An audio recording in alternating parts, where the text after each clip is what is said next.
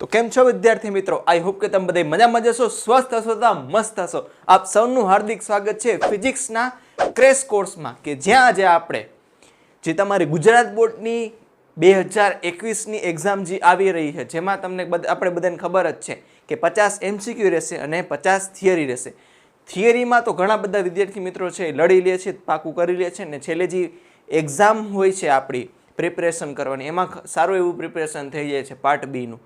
परंतु part A माटे छे स्पेसिफिकली अपनी टेक्स्टबुक में एमसीक्यू आपेला नहीं, परंतु तमारा माटे एक लाभदायी वस्तु ये छे कि गया वर्षे जे एमसीक्यू पूछी गया ई लेवलना एमसीक्यू पण आपणे तैयारी करी सकीए छीए। तो एटला माटे जे तमारी फर्स्ट 50 मार्क्सना एमसीक्यू कवर थई जाय, एमां मार्क्स सारा एवा, एटला माटे ते आपणे आ क्रेश कोर्समां स्पेसिफिकली पहेला तमने आखा चेप्टरनी एनसीईआरटी रिलेटेड बधी फॉर्म्युला आपी देवामां आवशे कि आटलानी अंदर क्वेश्चन पूछावानी संभावना 90% होय छे। एकाद 10% छे कदाच 12 में पूछाई सके, पण एक्सेप्शन कहेवाय। 45 जेटला एमसीक्यू तो आरामथी आ फॉर्म्युला बेस्ड तो हशे ज, अने ए पछी आ फॉर्म्युला बेस्ड आपणे जे ते चेप्टरना एमसीक्यू ની પ્રેક્ટિસ કરશી, જેથી કરીને આપણે પ્રેક્ટિકલી આઈડિયા આવે કે ભાઈ આવા ચેપ્ટરમાંથી આવા પ્રકારના એમસીક્યू ગુજરાત બોર્ડમાં પૂછાઈ શકે છે।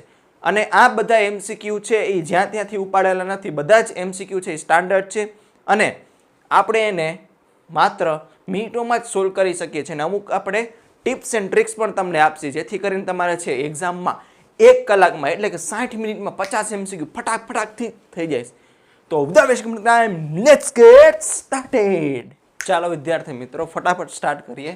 જો સૌથી પહેલી બેઝિક એલિમેન્ટરી વસ્તુ છે વિદ્યુતભાર। વિદ્યુતભાર ન હોય તો વિદ્યુત ક્ષેત્ર તો હોય જ નહીં, એના વિશે ફટાફટ શરૂ કરી દઈએ।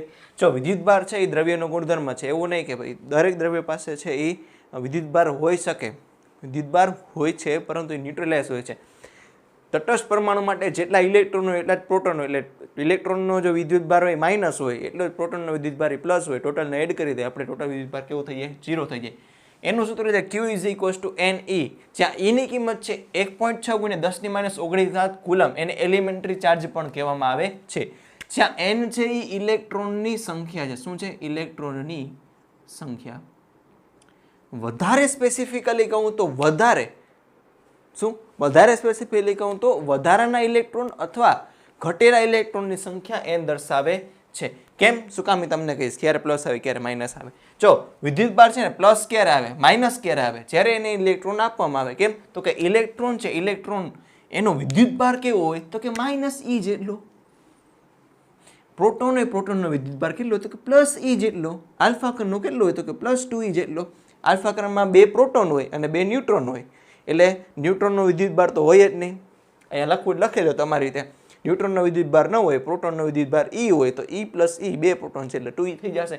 તો જુઓ માઇનસ છે એનો મતલબ એવો કે એમાં જેટલા પ્રોટોન છે ને એના કરતાં ઇલેક્ટ્રોનની સંખ્યા વધારે છે એટલે એ માઇનસ આવ્યું। જ્યારે ઇલેક્ટ્રોન ઉમેરવામાં આવે that means ઇલેક્ટ્રોનની સંખ્યામાં વધારો કરવામાં આવે ત્યારે એ Q છે કેવો થઈ જશે? નેગેટિવ થઈ જશે।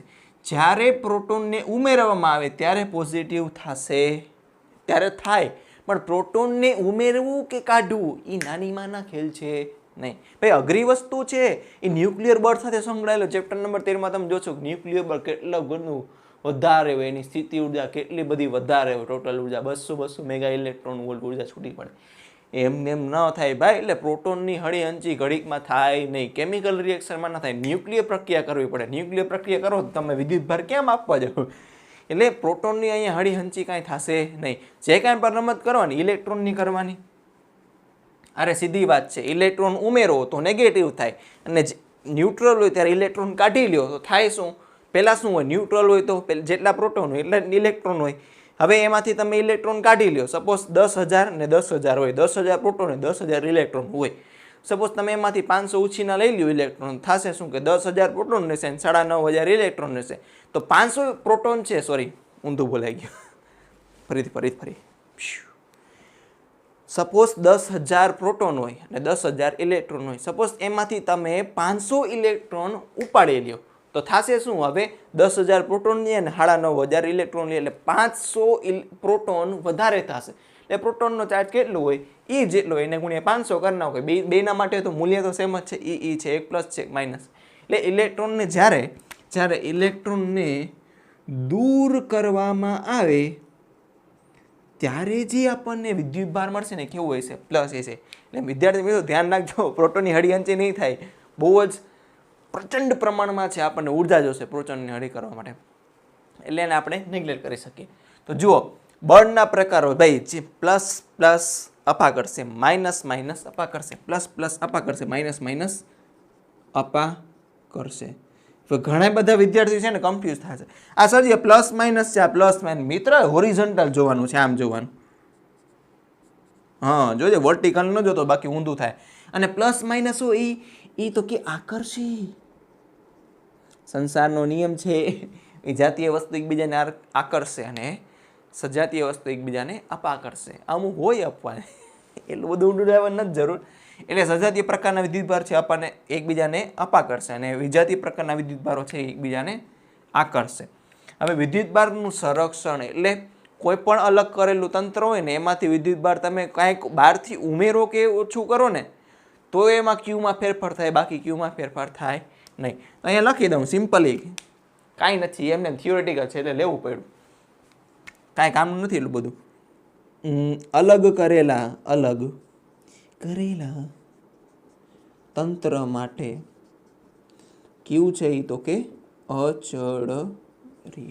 અલગ કરેલું તંત્ર એટલે એ તંત્રમાં બહારથી કોઈ વિદ્યુતભાર આવવો જોઈએ ને, અથવા એમાંથી બારે કોઈ વિદ્યુતભાર જવો જોઈએ નહીં, તો સીધી વાત છે ને, એટલો જ રહે ને. ચાલો, કુલંબ બળ. જ્યારે બે વિદ્યુતભાર નંબર 1 Q1, વિદ્યુતભાર નંબર 2 Q2 એ એકબીજા સાથે r અંતરે રાખેલા છે, તો એમની વચ્ચે જે લાગતું બળ છે ને કુલંબ બળ, એ એમના વિદ્યુતભારોના ગુણાકારના સમપ્રમાણમાં, એટલે કે Q1 Q2 ના સમપ્રમાણમાં, અને તેમની વચ્ચે જે અંતર છે ને એનો વર્ગ કરો ને એના વ્યસ્ત પ્રમાણમાં હોય છે. એટલે કે બેન ભેગા કરી દે તો શું થશે, F ચલે છે Q1 Q2 /r². તો આ સમપ્રમાણતાની નિશાની અલગ કરી હોય તો અચળાંક મૂકી દો, F = K Q1 Q2/r², જ્યાં K ની કિંમત કેટલી છે 9 × 10⁹. એકમ શું થશે, ન્યૂટન × મીટર² / કુલમ × કુલમ સ્ક્વેર. ખબર પડી? હા બસ. કેને આપણે 1/4πε0 વડે પણ દર્શાવી શકીએ છીએ, ઊંધું બોલો. કે ખરેખર શું છે 1/4πε0 છે, પણ આપણી સરળતા ખાતર અહીંયા આપણે શું મૂકી દઈએ છીએ કે, અને વેલ્યુ પણ એવી મસ્તીની આવે છે, સરળ એવી 9 × 10⁹. તો એપ્સાઇલોન પ્રશ્ન થાય શું, આ તો આપણે કોન્સ્ટન્ટ કીધું, આનું કંઈક મિનિંગ તો હોવું જોઈએ ને. આ શું છે તો કે એ શૂન્ય વકાશની પરમિટિવિટી, ઓલું પરમિટ ન લઈ આવી રાશન કાર્ડ, હા એમ પરમિટ એટલે ટૂંકમાં અંદર જવાની પરવાનગી આપતું, એટલે વિદ્યુત ક્ષેત્ર રેખાઓ છે એની પરવાનગી આપતું હોય છે, એવો પ્રકારનું કંઈક અર્થ નીકળે છે. નોટ આવે ને, નોટ અહીંયા નોટ એટલે આપણે ઘણા બધા વિદ્યાર્થીઓ છે એને એપ્સિલોન 0 પણ કહે છે, પણ આપણે નોટ કહેશી જે શૂન્યાવકાશવાળી વસ્તુ દર્શાવે છે. સપોઝ એની જગ્યાએ શૂન્યાવકાશ અથવા હવા પણ ચાલે. સપોઝ હવામાં બે વિદ્યુતભાર રાખ્યા હોય તેમની વચ્ચે છે એ ત્યાં સૂત્રમાં એપ્સિલોન આવશે. સપોઝ એને પાણીમાં લઈ જાઓ અથવા કેરોસીનમાં લઈ જાઓ તો તમારે શું કરવાનું, ખાલી એપ્સિલોન નોટ કાઢ લેવાનો, ખાલી શું રાખવાનું, એપ્સિલોન રાખવાનું, પછી જે કંઈ પણ વસ્તુ એ આવશે. પણ એનું મૂલ્ય આનાથી મેળવી શકાય, એપ્સિલોનને કરતા મૂકી દો કે નીચે જવા દે તો કિંમત આવશે 8.85 × 10⁻12. એકમ શું થશે, કે થી ઊંધો coulomb square / newton metre square. ચાલો ભાઈ ચાલો, કે ડેશ વાળા ડાયઇલેક્ટ્રિક માધ્યમમાં કોઈ આ વિદ્યુત ભારોને લઈ જાય તો હવે કેટલું બળ લાગશે જોવાનું છે. તો જે બળ લાગશે ને એ કે ડેશમાં ભાગનું જ હશે. હવે તમે વિચાર કરશો સરજી ડાયઇલેક્ટ્રિક કોન્સ્ટન્ટ છે એનો સિમ્બોલ કે નથી, પણ મિત્રો અહીંથી કન્ફ્યુઝન ન થાય ને એટલા માટે શું મેં કરી નાખ્યું કે ડેશ. નામ તો ડાયઇલેક્ટ્રિક જ છે ને, આપણે કે રાખી કે બી રાખી કે એલ રાખી શું ફેર પડે, સમજ્યા? હવે આ કોઈક વાર આપણે એનસીઈઆરટી ટેક્સ્ટ બુકમાં ફોર્મ્યુલા નથી, પણ આનું એપ્લિકેશન છે. કેમ તો કે 11મા ધોરણમાં આવી ગયું. જો બે સદિશો F1 અને F2 વચ્ચે થીટા ખૂણો હોય તો એનાથી જે રિઝલ્ટન્ટ ફોર્સ લાગશે એની કિંમત શું હશે તો કે √ F1² + F2² + 2F1F2. ઓ સરજી આ તો F1 + F2 નો સ્ક્વેર ન થયો, એનો રૂટ કાઢી નાખો તો F1 + F2 થયો. તો એમાં નવીન શું આવ્યા તમે જો, આપણે શું લખી અહીંયા જો જગ્યા છે a + b નો સ્ક્વેર શું લખી તો કે a² + b² + 2ab. પછી વર્ગમૂળ કરી નાખો આ બાજુથી, તો શું થઈ ગયું? વર્ગમૂળ ને વર્ગ નીકળી ગયો તો a + b જ આવ્યું. તો સરજી નવીન શું મિત્ર? ચાય કરીને મેં આ સૂત્ર અધૂરું રહ્યું. કેમ? તો કે તમને યાદ રહી 2f1 f2 cos θ. બસ આટલો જ માઇનોર ડિફરન્સ છે, બીજો કાંઈ ડિફરન્સ છે નહીં. એટલે સૂત્ર અલ્ટિમેટલી આપણે અઘરું બનાવે છે. ચાહી તો આપણે પણ સહેલું બનાવી શકીએ. √f1² + f2² + 2f1 f2 cos θ. બરોબર છે? અને પૂછી નાખો સાહેબ હળવેકથી શ્વાસ લ્યો, કાંઈ વાંધો નહીં. ચાલો આ થઈ ગયું, કાંઈ વાંધો નહીં. વિદ્યુત ક્ષેત્ર એને આપણે ઈ સદિશ વડે દર્શાવીએ છીએ. કેમ? તો કે ઈ સદિશ રાશિ છે. બિંદુએ વિદ્યુતભાર માટે ઈનું સૂત્ર છે ઈ = kq/r છે. તો ઈ છે એ r વર્ગના વ્યસ્ત પ્રમાણમાં છે. હવે બળ અને ઇલેક્ટ્રિક ફિલ્ડ એટલે કે વિદ્યુત ક્ષેત્ર વચ્ચેનો સંબંધ F = q × E થશે. તો E બરાબર આપણે લખી શકીએ બીજું સૂત્ર F/q. આનો એકમ આપણને ખબર પડી, F નો એકમ હોય ન્યૂટન અને Q નો એકમ હોય કુલમ અથવા વોલ્ટ પર મીટર, જે ચેપ્ટર નંબર 2 માં સાબિત થશે. આ એના એકમ છે. હવે તમને વિદ્યાર્થી મિત્રો એક વસ્તુ છે એ મોઢે કહી દઉં છું, અહીંયા લખવાની જગ્યા નથી. સપોઝ આ બે કેવી છે? તો કે સદિશ રાશિ છે ને. જો Q પ્લસ હોય, શું? જો Q પ્લસ હોય તો અહીંયા પ્લસ આવશે. તો F અને E ની દિશા છે કેવી હશે? સેમ હશે. તો પ્લસ વિદ્યુત ભારને જે બળ લાગશે ને એને E ની દિશામાં બળ લાગશે. સપોઝ વિદ્યુત ભાર માઇનસ આવ્યો તો અહીંયા માઇનસ આવશે ને કાંઈ કિંમત, તો જે E ની દિશા હશે એના કરતાં માઇનસ શું છે? દિશા ઉલટી કરી દેવાની. તો જે બળ લાગશે ને મિત્ર E ની વિરુદ્ધ દિશામાં હશે. કેમ? તો કે અહીંયા માઇનસ વિદ્યુત ભાર આવે છે. એટલે તમે છે અહીંયા નીચે પોઈન્ટ કરીને લખી શકો છો કે +q ને છે E ની દિશામાં બળ લાગે અને -q ને છે E ની વિરુદ્ધ દિશામાં બળ લાગે. તો ચાલો અમુક વિદ્યુત ક્ષેત્ર રેખાઓની અમુક આપણે લાક્ષણિકતા લઈ લે. કેમ? તો કે ડીપમાં ઘણી બહુ વધારે હોય, પણ તેમ છતાંય આપણે 7 ક્ષેત્ર રેખાઓની 7 લાક્ષણિકતા કવર કરવાની ટ્રાય કરેલી છે. આપણે બધાને ખબર જ છે કે વિદ્યુત ક્ષેત્ર રેખાઓ છે એ પ્લસમાંથી નીકળે, ફુવારા નીકળે 10 દિશાઓમાંથી. એવું નહીં, આ બોર્ડ છે એટલે આપણે 4 દિશામાં દર્શાવ્યું. 10 દિશામાંથી, ઉપર, નીચે, આજુ બાજુ, આગળ, પાછળ, પછી આ દિશામાં, ઓલી દિશામાં, આ દિશામાં, આ બધી દિશામાંથી વિદ્યુત ક્ષેત્ર રેખાઓ નીકળશે. અને એ માઇનસનું કામ શું? કે એ બધી ક્ષેત્ર રેખાઓને કેપ્ચર કરવાનું. સિમ્પલ.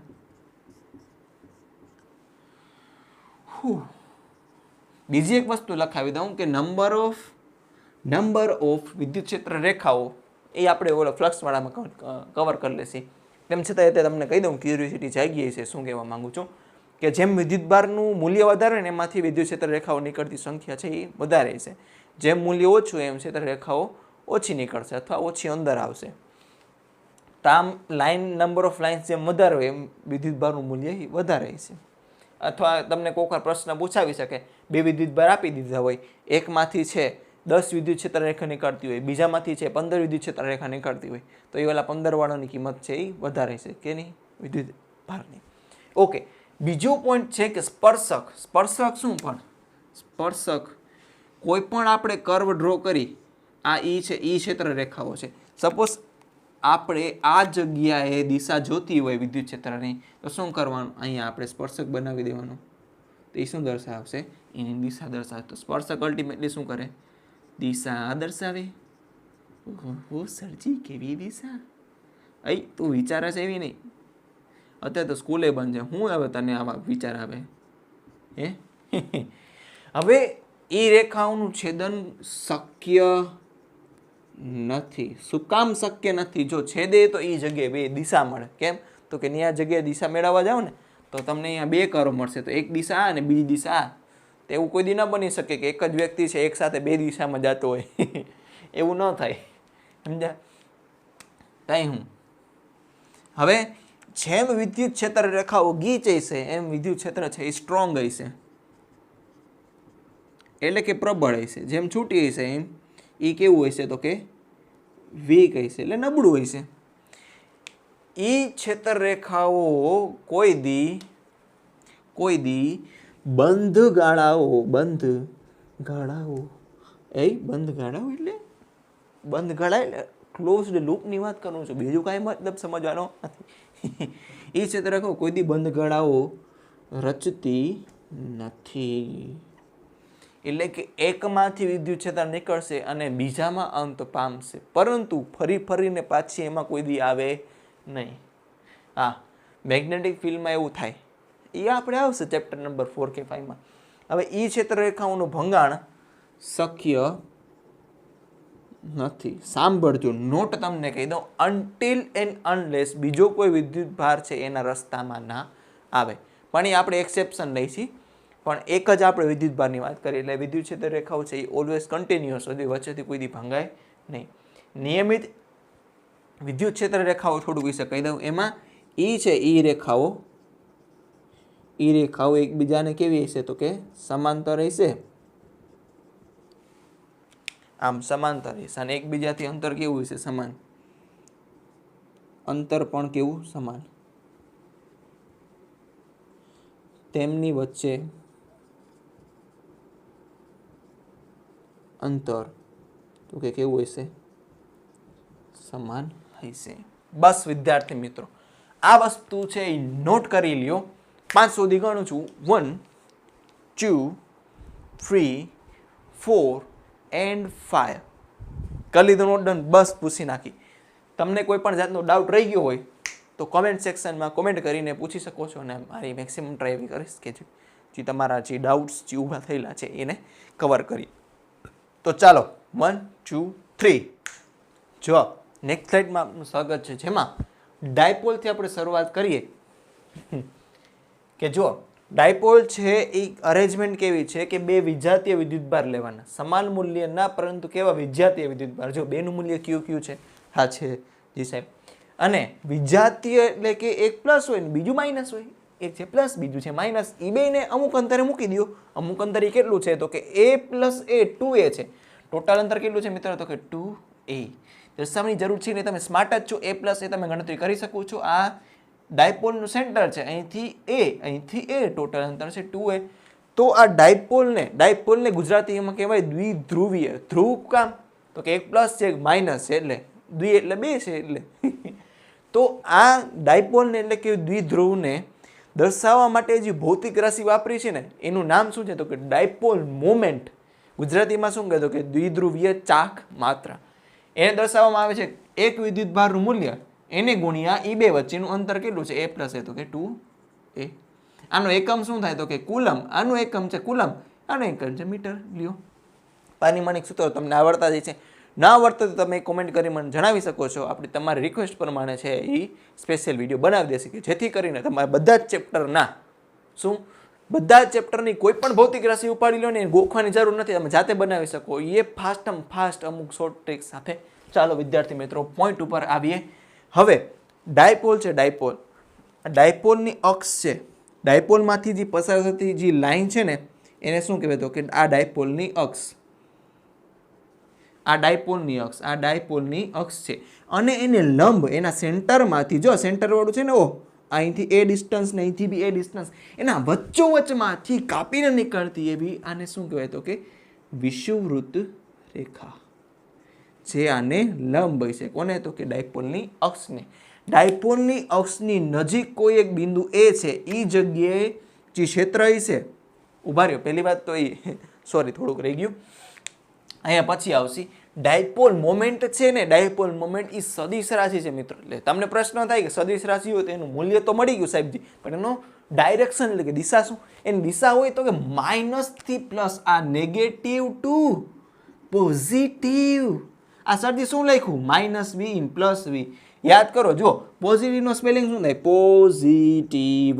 તો છેલ્લે ve આવે છે. નેગેટિવનો શું થાય? નેગેટિવ. ત્યાં આવે છે પ્લસને દર્શાવવાનું પ્લસ, પછી આખું પોઝિટિવ નહીં લખવાનું, આ નાને નેગેટિવ કહ્યું તો આ, એટલે ખબર પડે ને. હા, સિમ્પલ વસ્તુ, શોર્ટકટ બનાવી આપણે મતલબ ગામમાં કોકે બનાવી છે, વપરાતી આવે છે, ખાલી ખોટી હવા નથી મારવી આપણે. તો આની દિશા ક્યાંથી કહેવાય? માઇનસથી પ્લસ. એટલે આ માઇનસ વિદ્યુતભારથી પ્લસ વિદ્યુતભાર તરફ. એટલે જો માઇનસ છે આ પ્લસ, પછી અહીંથી ગોળી છોડવાની. લ્યો છોડી ગોળી. આ છે પીની દિશા. હર ફેરે જમણી બાજુ નહીં, ધ્યાન રાખવાનું. પ્લસ ઓલી બાજુ અને આ બાજુ આમ તો ફરી જાય એટલે ખબર પડે ને. હવે જો તો આ બાજુ ડાયપોલ મુવમેન્ટની દિશા માઇનસ થી પ્લસ, એટલે કે આ ડાયપોલની ડાયરેક્શન કહેવાય. હા સરજી, અદિશા દર્શાવવા માટે આને કેપ ચડાવી. આ એકમ સદિશ એટલે ખબર હોય ને, ખાલી દિશા અને મૂલ્ય ન હોય, મૂલ્ય એક હોય આનું. તો જુઓ આ પ્લસને લીધે આ બાજુ, માઇનસ લીધે આ બાજુ, પ્લસ વાળો નજીક છે એટલે ઈ ની દિશા છે ને આ બાજુ હોય છે. આ ઈ ની દિશા થશે. થોડુંક વ્યવસ્થિત લખીએ અહીંયા. ઘોટાણા નહીં આવું નહીં કરવાનું, ગલતી તો સબસે હોતી હૈ કે આપ મુझे માફ કરોગે. આ છે ડાયપોલની અક્ષ. લખવાની કાંઈ જરૂર છે નહીં. તો આ જગ્યાએ ઈ નું મૂલ્ય છે ને કેટલું હોય તો કે 2kp/r³. શું વાત કરો છો સરજી? ઓપ સોરી, કેમ કે અહીંયા તો તમે કંઈક અલગ લખ્યું છે. મેં પહેલે વાંચી લીધું. મને ખબર છે વિદ્યાર્થી તમે બધા સ્માર્ટ છો, વેરી સ્માર્ટ છો. તો આ જગ્યાએ તમે જોઈ લીધું છે. હવે તમે અહીંયા કહેશો સરજી તમે ખોટું લખ્યું. ખોટું નથી લખ્યું મિત્ર. સ્પેસિફિક કન્ડિશનમાં આ ક્યારે વપરાય? જ્યારે આર છે ને આર આ એ કરતાં ખૂબ જ મોટું, એટલે ડાયપો છે ને પપ્પુ જેવી દેખાતી. કેવી? પપ્પુ જેવી દેખાતી છે, દૂર છે, સમજાણું? ત્યારે વાપરવામાં આવે છે. આના ઉપર દાખલા બહુ ઓછા પૂછાય, આના ઉપર જ વધારે પૂછાય. એમસીક્યુ તો આના ઉપર તો હશે ને, આના ઉપર જ હશે. હા કદાચ હોય પણ શકે, એટલે તમે કવર કરી લીધો. પછી મને ન કહેતા પૂછાય તો આ સાહેબજી તમે તો કીધું તું, હવે પૂછાઈ ગયું, અમે શું કરી? એટલા માટે કરાવી દઉં છું. તો 2kp/r³ અને અહીંથી જે વિદ્યુત ક્ષેત્ર રેખાડશે ને, વિદ્યુત ક્ષેત્ર રેખાઓ નીકળશે ને માઇનસમાં જશે, તો અહીંથી આમ અંદરની આ લેફ્ટ સાઈડ હશે. તો આ વિષુવવૃત્ત થયું. એનું સૂત્ર શું હોય તો કે kp/r³. ઓહો, યાદ રાખવું સરજી, બહુ સહેલું છે. 2kp/r³, kp/r³. અક્ષ ઉપર છે એ ડબલ હશે અને વિષુવવૃત્ત ઉપર છે સિંગલ હશે. અડધું ન કહેવાય. અડધું કહી તો શું થઈ જાય? ચોથા ભાગનું થઈ ગયા એનાથી. એવું નહીં કહેવાનું. અક્ષ ઉપર 2kp/r³ અને વિષુવવૃત્ત ઉપર kp/r³. અને આ અંતર આ લેવાનું અહીંથી આનું અંતર આ આર. અને અંતર છે ને હંમેશા સેન્ટરથી જ લેવાના, ધ્યાનમાં રહીએ. સમજાણું? હા બસ. ઓરિજિનલ સૂત્ર શું છે તો કે 2kpr/r² - a²/2. ઈ વિષુવવૃત્ત kp/r² + a²/3/2. પાવર એટલે કે ઘાત કહેવાય, ઇંગ્લિશમાં એને પાવર કહેવાય. આ બે સાબિત કરવા માટેના જે પ્રશ્ન છે ને ખૂબ જ આઈએમપી 4 અથવા 3 માર્ક્સમાં પૂછાઈ શકે છે. બ્લુપ્રિન્ટ સેમ રહેશે તો 4 માર્ક્સમાં પૂછાઈ શકે, બાકી છે એ અલગ અલગ પૂછાઈ શકે. ટૂંકમાં એ બ્લુપ્રિન્ટ ઉપર આપણે આધાર રાખવાનું નથી, બધી જ વસ્તુ પ્રિપેર કરી લેવાની, કેમ કે આપણી પાસે ઘણું બધું ગામનું આખો ટાઈમ છે. ફટાફટ હવે કોઈ એક ડાયપોલને બાહ્ય ક્ષેત્રમાં મૂકી દઈ, એ કયું છે? બાહ્ય એટલે કે બહારનું. તેના પછી ટોર્ક લાગશે ને એને શું કયા સૂત્ર વડે દર્શાવે? Tau = P× સદિશમાં. કિંમતમાં કેવું હોય તો મોટા = PE. ક્રોસ નિશાની દૂર કરવી હોય તો સાઇન થીટા. જ્યાં થીટા શું છે? P સદિશ અને E સદિશ વચ્ચેનો ખૂણો. ખબર પડી ગઈ ને? બસ જોઈ લ્યો થોડું. 5 સુધી ગણું છું. 1 2 3 4 and 5. ચાલો ફટાફટ. Dipole moment P = Q × 2a. એ અક્ષ ઉપર 2kp/r³, kp/r³. હવે અહીંયા મેઇન શું વસ્તુ તો કે આ જુઓ, આ P ની દિશામાં છે ને, હા તો આમ બાજુમાં લખી શકાય. P ની દિશામાં પ્લસ છે, ઓટોમેટિકલી પ્લસ જ હોય, સમજ્યા? અને આ જે જુઓ, આ ડાયપોલ મોમેન્ટ જમણી બાજુ છે, પણ આ ઈ વિષુવવૃત્ત છે ને એ ડાબી બાજુ છે. તો આ છે ને આ P ની વિરુદ્ધ દિશામાં હશે, એટલે P કેપ કરીને માઇનસ કરવાનું આગળ. માઇનસ દિશાની સદિશમાં શું દર્શાવે? ઊંધી દિશા અથવા વિરુદ્ધ દિશા. ચાલો, વિદ્યુત ફ્લક્સ આ છે સૂત્ર વ્યાખ્યાની રીતે. This is the equation of electric flux by definition. સરજી ગુજરાતીમાં આવો ને, કોક વાર ફિલિંગ આવી જાય. શું છે તો કે ભાઈ ઇલેક્ટ્રિક ફિલ્ડ એટલે કે વિદ્યુત ક્ષેત્ર અને ક્ષેત્રફળ સદિશનો ડોટ પ્રોડક્ટ કહેવાય. હવે સરજી આ ક્ષેત્રફળ સદિશ ક્યાંથી આવ્યું? તમને ખબર જ હશે કે ભાઈ કોઈ એક પૃષ્ઠ હોય બરોબર, એનું સપોઝ એરિયા એ હોય, કિંમત ક્ષેત્રફળ એ, એનો સદિશ છે ને એની લંબ દિશામાં હોય. ખબર પડી? આ થયો આનો એ સદિશ. તો એ સદિશ અને એ સદિશ વચ્ચેનો જે ખૂણો હોય એને આપણે શું કહે છે? Theta. It is the angle between E vector and A vector. બરોબર છે? હવે ડોટ પ્રોડક્ટ દૂર કરવું હોય તો ડોટ પ્રોડક્ટ છે, ખાલી ખોટું મીંડાળું નથી કર્યું, સમજ્યા? ડોટ પ્રોડક્ટ દૂર કરવું હોય તો અહીંયા શું આવશે? કોસ થીટા આવશે. હવે આખું ફ્લક્સ મેળવવા તો નાનકડું ફ્લક્સ તો સંકલન કરી દો, વાત પતી જાય. જો ઇલેક્ટ્રિક ફિલ્ડ સમાન હોય તો એને આપણે બારે બોલાવી શકીએ કે ક્ષેત્રફળનું સંકલન આખું ક્ષેત્રફળ થશે તો E into A cos theta લખી શકીએ. હવે આનું છે શું, આનું એકમ શું થશે, newton per coulomb into metre square, newton per coulomb into metre square or volt into metre થશે. આ કઈ રીતે આવ્યું, ચેપ્ટર નંબર 2 માં વોલ્ટ પર મીટર આવે. અહીંયા જો એનો એકમ શું આપણે મેં તમને લખાવી દઉં, વોલ્ટ પર મીટર, તો 1 મીટર ઉડી જશે તો volt into meter. Smart, very smart. Okay, તો ગોસનો નિયમ શું કહે છે, ગોસનો નિયમ હાજી અલગ છે. ઘણા વિદ્યાર્થીઓને કન્ફ્યુઝન થઈ જાય, સરજી ઇલેક્ટ્રિક ફ્લક્સ ને ગોસનો નિયમ અલગ એક જ નથી, નામી તો અલગ છે. આ વ્યાખ્યા છે ફ્લક્સની, આ ગોસનો નિયમ છે. ગોસનો નિયમ શું કહે છે કે કોઈ એક તમારે બંધ પૃષ્ઠ ધારવાનું, શું ધારવાનું, બંધ પૃષ્ઠ, જેને ગાઉસિયન પૃષ્ઠ કહેવાય. આને શું કહેવાય તો કે ગાઉસિયન પૃષ્ઠ, ગા પૃષ્ઠ. ગા તો ગા એ શું ગા છે, નિર્જીવ વસ્તુ છે, એ થોડે સિંગિંગ કરી શકશે. તો આ બંધ પૃષ્ઠની અંદર ઘેલાયેલું વિદ્યુત ભાર, એની અંદર ટૂંકમાં એની સાથે સંકળાયેલું ફ્લક્સ જે છે એને શું હોય છે તો કે એની અંદર ઘેરાયેલો ટોટલ વિદ્યુત ભાર અને એના છેદમાં શૂન્યાવકાશની પરમિટિવિટી મૂકી દેવાની. જો આની જગ્યાએ પાણી રાખીએ તો પાણી પરમિટિવિટી મૂકવાની, જો કેરોસીન નાખો તો કેરોસીનની પરમિટિવિટી મૂકવાની. એટલે આ વસ્તુ ફિક્સ રહે એવું જરૂરી છે. માધ્યમ બદલાય તો એપ્સાઇલોન બદલાય, ખબર પડી. આ શું છે, ક્યુ એન્ક્લોઝડ, એન્ક્લોઝ એટલે ઘેરાયેલો ના છેદમાં એપ્સાઇલોન. હવે તમને ઉદાહરણ લઈને આપી દઉં તો કે આની અંદર જો કેટલા ઘેરાયેલા છે, 1 2 and 5, સરખું જુઓ 1 2 and 5, તો Q1 plus Q2 plus Q5 divide by epsilon. Sir જે માઇનસ Q3 માઇનસ Q4 ના આવે એ તો બારે છે, પણ મિત્ર આપણે અંદરની ચિંતા કરવાની, બીજા કોઈની ચિંતા કરવાની નહીં. બસ વિદ્યુત ક્ષેત્ર રેખાઓની સંખ્યા છે એ જેમ ફ્લક્સ વધારે હોય એમ એ સંખ્યા વધારે છે, જેમ ફ્લક્સ વધારે છે એમ વિદ્યુત ક્ષેત્ર રેખાઓની સંખ્યા વધારે છે. મેં તમને કીધું, પોઈન્ટ કવર કરી દઈશ, કવર કરી દીધું. હવે Q enclose divide by epsilon naught આપણે વ્યાખ્યાથી આપણે સરખાવી દઈએ, E into A cos theta. આના ઉપરથી ઘણા બધા પ્રકારના ઈના સૂત્રો છે આપણે તારવી શકાય છે. એ તમને એક વાત કહી દઉં, જે ડબલ નીટમાં કદાચ આવે, જે ઈ છે ને ઈ, હવે તમે ક્યુ એન્ક્લોઝ શું લખ્યું, ક્યુ એન્ક્લોઝ શું આવશે, Q1 plus Q2 plus Q5, પણ જે ઈ છે ને ઈ ખાલી 1 2 અને 5 નું નહીં હોય, એ બધાયનું હોય છે. 1 થી લઈને 5 નું ઈ છે, એટલે ઈમાં ધ્યાન રાખવાનું. કોઈક વાર MCQ પૂછાઈ જાય તો જે ડબલ નીટમાં ગુજરાત બોર્ડની ટેક્સ્ટ બુકમાંથી પૂછાશે નહીં. ઓકે, વિવિધ પ્રકારની ઘનતા, ડિફરન્ટ ટાઈપ્સ ઓફ ડેન્સિટીઝ. રેખીય વિદ્યુત ભાર ઘનતા લ્યો, ટોટલ વિદ્યુત ભારના છેદમાં ટોટલ લંબાઈ, પૃષ્ઠ વિદ્યુત ભાર ઘનતા એટલે ટોટલ વિદ્યુત ભારના છેદમાં ટોટલ ક્ષેત્રફળ.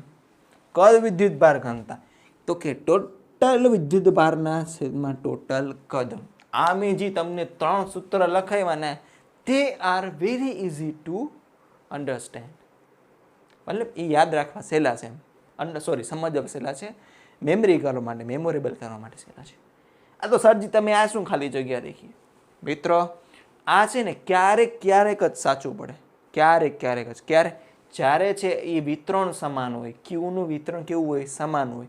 પણ સરજી અસમાન હોય તો વિકલન કરી દેવાનું. નાનકડું વિદ્યુત ભારના છેદમાં નાનકડી લંબાઈ, નાનકડું વિદ્યુત ભારના છેદમાં નાનકડું ક્ષેત્રફળ, નાનકડું વિદ્યુત ભારના છેદમાં નાનકડું કદ. બસ આ સૂત્ર હંમેશા સાચું પડશે. આના પરથી તમારે ક્યુ ગોતો શું કરવાનું, dq ઇઝ ઇક્વલ્સ ટુ શું થશે, લેમડા ઇન્ટુ dl થઈ જાય. તો q ઇઝ ઇક્વલ્સ શું થાય, સંકલન કરી દો લેમડા ઇન્ટુ dl. તો અહીંયા શું થઈ જશે, q ઇઝ ઇક્વલ્સ ટુ સંકલન સિગ્મા ઇન્ટુ da. અહીંયા q ઇઝ ઇક્વલ્સ ટુ સંકલન રો ઇન્ટુ dv. બસ આટલા ટૂંકમાં આ સ્લાઇડ મારું. હવે નેક્સ્ટ જે સ્લાઇડ આવશે એમાં બસ ખાલી છેલ્લું એવું ઈના જેટલા સૂત્રો બાકી રહ્યા છે એ બધા કવર કરી દેવાના છે. તો 5 સુધી ઘણું નોંધ કરી લ્યો, 1 2 3 4 and 5. ચાલો વિદ્યાર્થી મિત્રો, પોલા ગોળા માટે, ઘન ગોળા માટે, રેખીય અનંત લંબાઈના રેખીય તાર તથા અનંત પૃષ્ઠ માટે આપણે વિવિધ પ્રકારના જે આ અરેન્જમેન્ટ છે એની વિદ્યુત ક્ષેત્ર રેખાઓ, વિદ્યુત ક્ષેત્રની તીવ્રતા છે એનું આપણે સૂત્ર જોઈ લઈએ. આ પોલો ગોળો છે અને ઘન ગોળો છે આપણા સિલેબસમાં નથી, આ સિલેબસમાં છે, ડિલીટેડ સિલેબસ. ઓલ્ધો ગુજકેટમાં પૂછાવાની સંભાવના છે, ટૂંકમાં પૂછાશે એવું નથી, ટૂંકમાં એવું ફિક્સ નથી આવ્યું કે ગુજકેટમાંથી આપણે ડિલીટેડ સિલેબસ છે એ નથી પૂછાવાનો. આપણે તૈયારી રાખવાની છે. કેમ તો કે નોટિસમાં એ લોકોએ ચોખ્ખે ચોખ્ખું લખ્યું હતું કે કોમ્પિટિટિવ એક્ઝામની તૈયારી માટે કમ્પ્લીટ સિલેબસ તમારે પ્રિપેર કરવો પડશે. એટલે ગુજકેટ છે એ બોર્ડની એક્ઝામ નથી, ઓલ્ધો તે ગુજરાત બોર્ડવાળા જ કન્ડક્ટ કરે છે, પણ તે એક્ઝામ છે એ કોમ્પિટિટિવ એક્ઝામ છે. એટલે કોમ્પિટિટિવ એક્ઝામમાં એ લોકો ઈશારો આપી દીધો કે ફૂલ કોર્સ આવશે. એટલે મેં કીધું તમને કરાવી દઉં. હવે 2 સેકન્ડ આપણે 2 મિનિટ વધારે લાગશે, બીજું શું લાગશે, એમાં હું ખાલી ખોટી આળસ કરવી. તો જુઓ, પોલો ગોળો એટલે આપણે 3Dમાં વાત કરીએ, જેનું ક્ષેત્રફળ કેટલું હોય 4πr². તો એ અંદરથી ખાલી હશે ને આ અંદરથી ભરેલું હશે. તો આના અંદર ખાલી હોય તો કે આના ઉપર જે બધો વિદ્યુતભાર હશે ને સરફેસ ઉપર હશે, આમાં આખા ઘનગોળાની અંદર નિયમિત રીતે પથરાયેલું હશે. આમાં ઈ બહારનું સૂત્ર આપણે લખીએ તો કે Q/r², જ્યાં સ્મોલ r જ્યાં આવે ને એ કેન્દ્રથી અંતર, સ્મોલ r = કેન્દ્રથી અંતર, અને કેપિટલ R જે આવશે ને એ શું હશે તો કે ત્રિજ્યા હશે આ ગોળાઓની. આના માટે ઈ બહાર, આના માટે પણ સેમ રહેશે કે Q/r². આમાં ઈ સપાટી ઉપર Q/ સપાટી ઉપર કેન્દ્રથી અંતર ત્રિજ્યા જેટલું એટલે r² આવશે.